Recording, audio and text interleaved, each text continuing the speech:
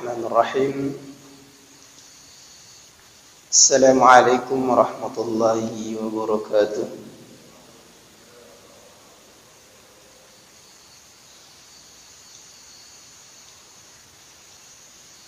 Alhamdulillahilladzi hadana lil Islam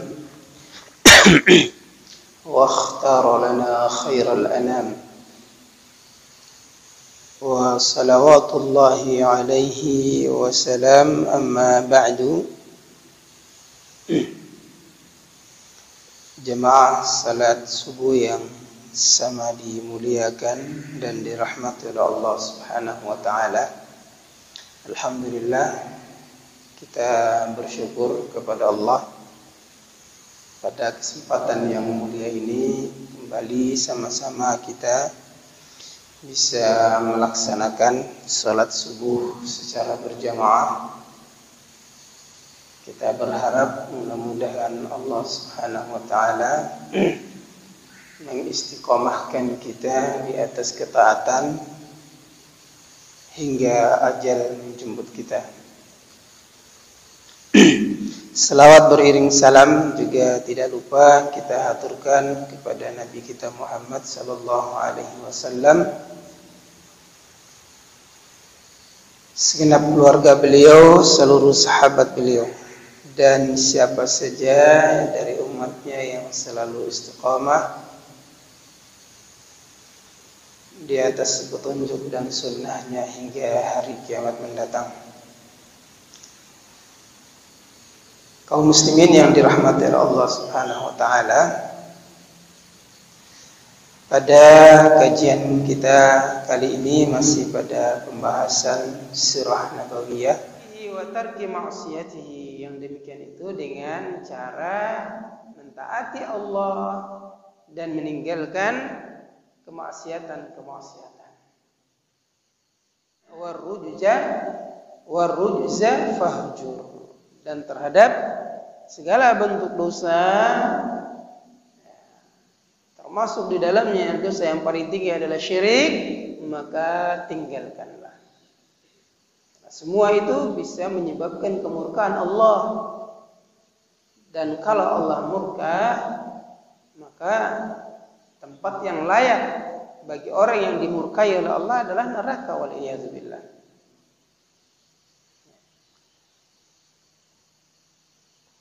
Dan selanjutnya firman Allah Subhanahu wa taala, wala tamnun tastakthir.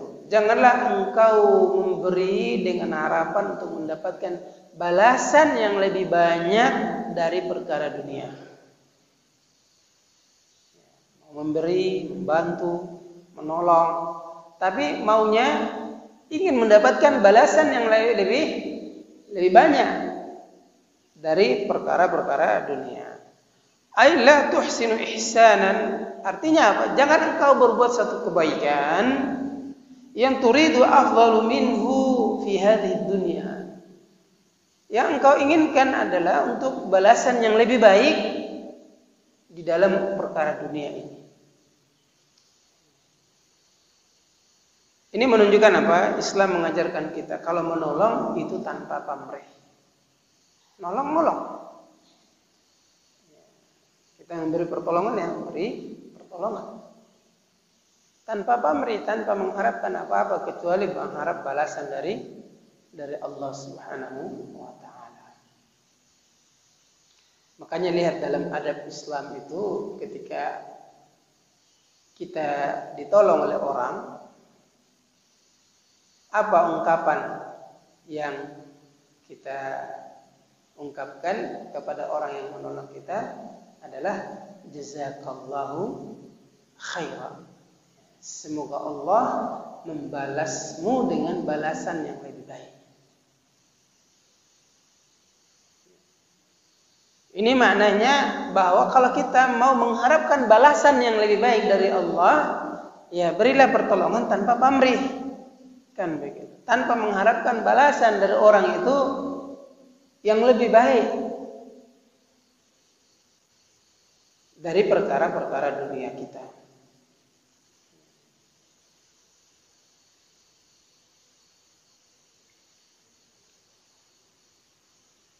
Amal ayatil akhirah, adapun ayat terakhir yang terdapat pada wahyu yang kedua,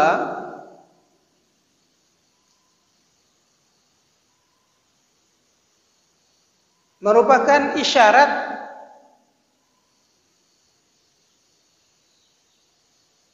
akan apa yang beliau terima nantinya setelah mendapatkan tugas utama tadi, yaitu menyampaikan risalah. Berupa apa? Berupa ya penolakan, bahkan ya penghinaan, dan mungkin gangguan-gangguan lain yang akan datang akibat daripada seruan dakwah beliau sallallahu alaihi wasallam.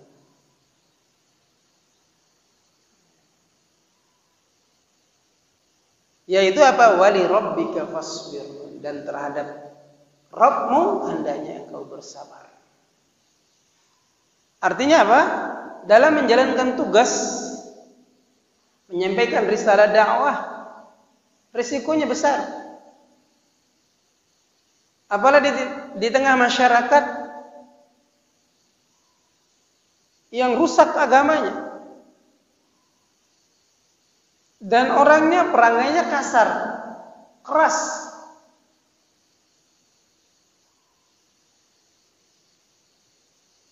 Dan mereka menjadikan tradisi itu menjadi satu agama.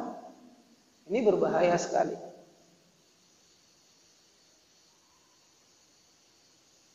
Dan ini sebenarnya sudah diisyaratkan oleh Waraqah bin Naufal ketika wahyu pertama kali itu, bahwa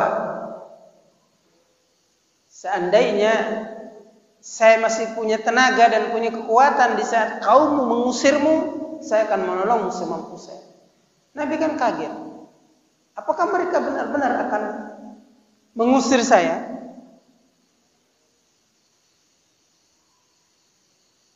Maka apa kata Waraqah? Tidaklah seorang pun yang mendapatkan amanah sebagaimana yang engkau dapatkan ini kecuali dia akan dimusuhi.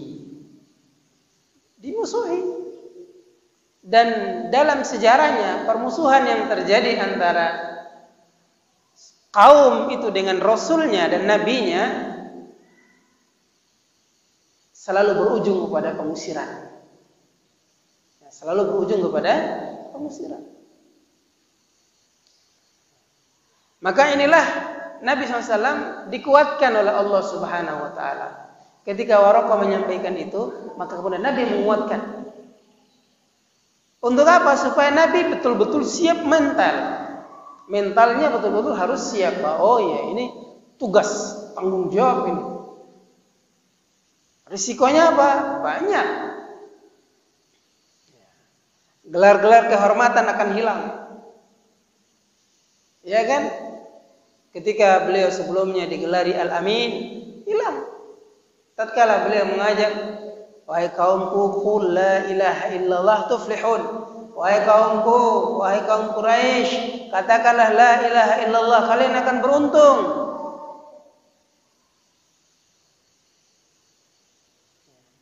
Bahkan beliau mengatakan apa? Maukah kalian aku tunjukkan sesuatu yang dapat kalian menguasai dunia, bukan hanya bangsa Arab.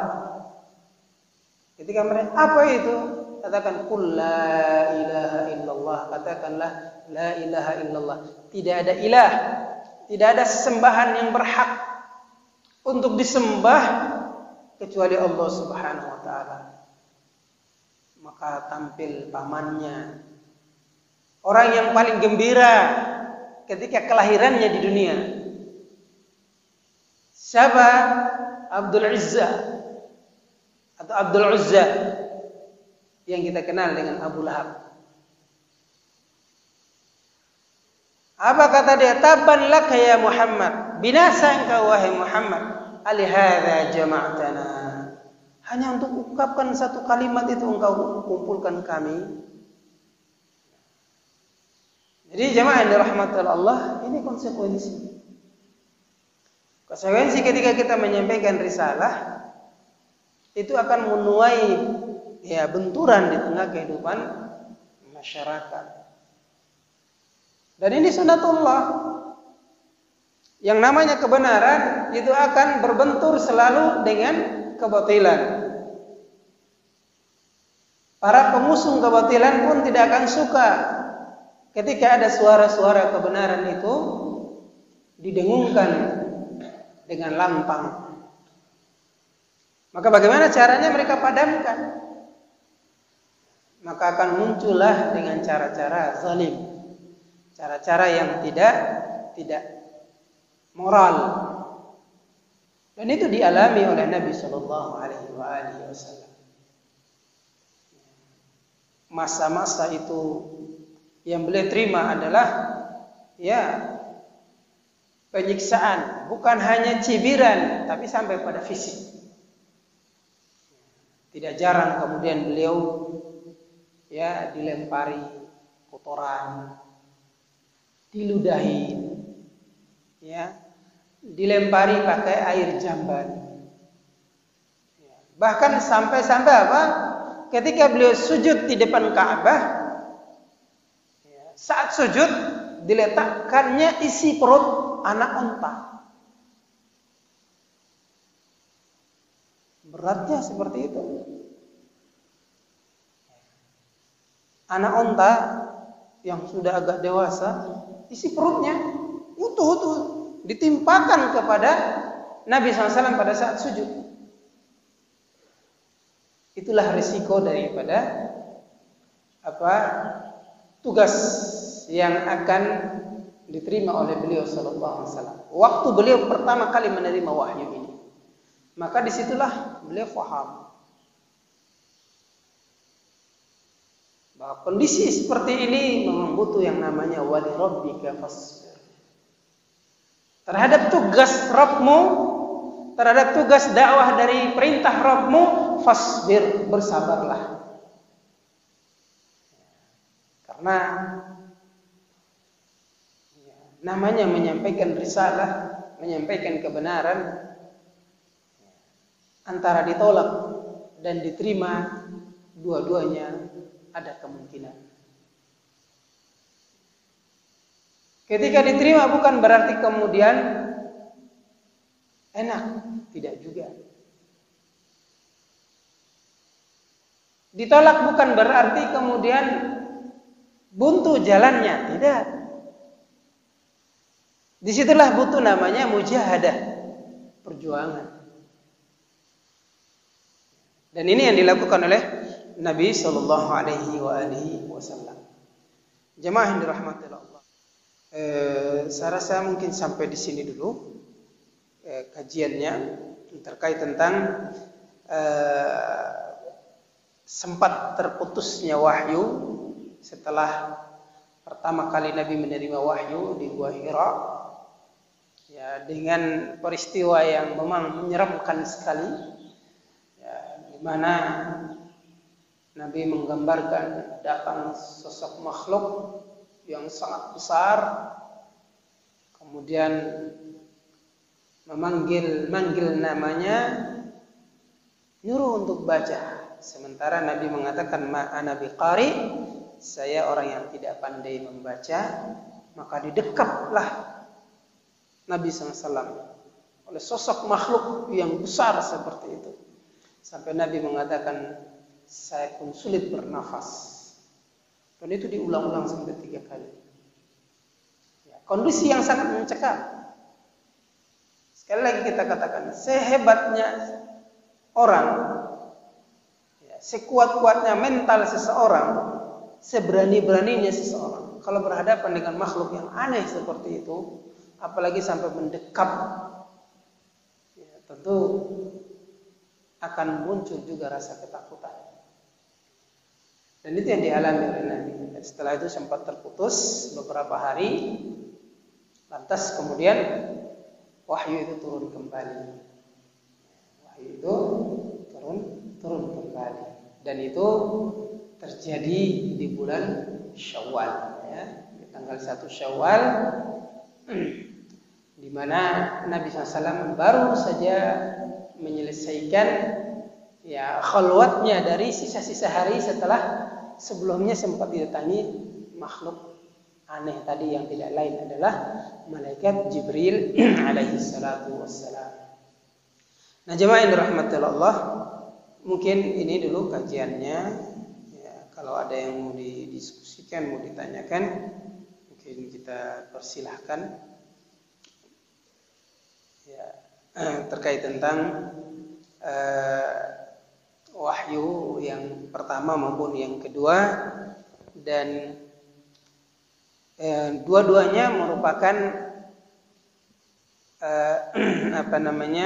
tugas yang Allah embankan kepada Nabi Muhammad SAW. Yang pertama itu wahyu sebagai bentuk beliau diangkat sebagai seorang nabi, dan yang kedua itu adalah sebagai wujud beliau diangkat menjadi seorang rasul yang tugasnya tentu jauh lebih besar, menyebarluaskan ajaran yang akan Allah ya berikan atau wahyukan kepada beliau. Jadi ya, mudah-mudahan apa yang kita bahas pada pagi hari ini mendapatkan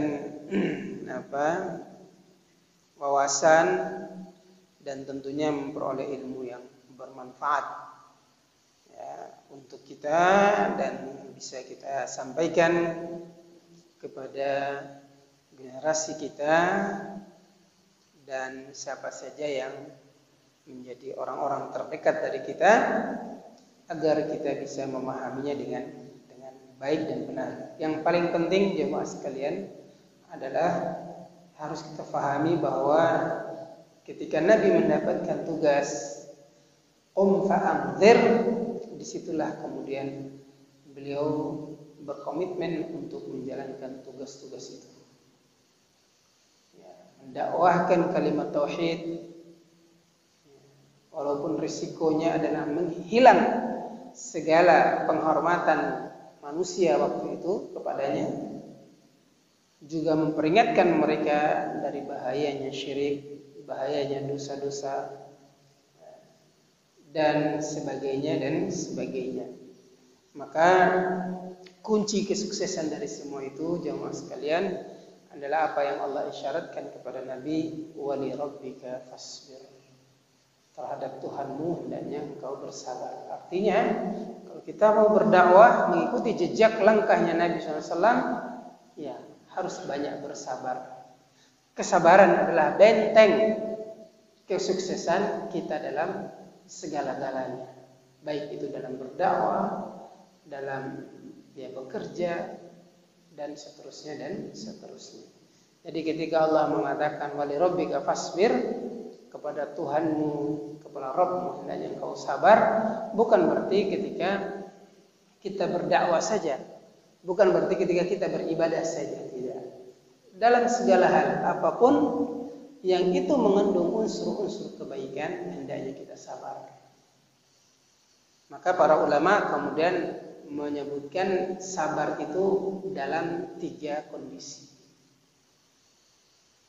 Sabar itu dalam 3 kondisi. Kondisi pertama ketika kita menjalankan ketaatan. Kondisi ini membutuhkan kesabaran. Jadi kita menjalankan ketaatan butuh sabar. Ya. Karena menjalankan ketaatan itu godaannya besar, tidak tanggung-tanggung. Syaitan yang merupakan kaki tangan iblis tidak akan tinggal diam membiarkan kita menikmati ibadah dan ketaatan kepada Allah. Saya rasa demikian kita akhiri. Subhanakallahumma bihamdik asyhadu an la ilaha illa anta astaghfiruka wa atubu ilaik. Assalamualaikum warahmatullahi wabarakatuh.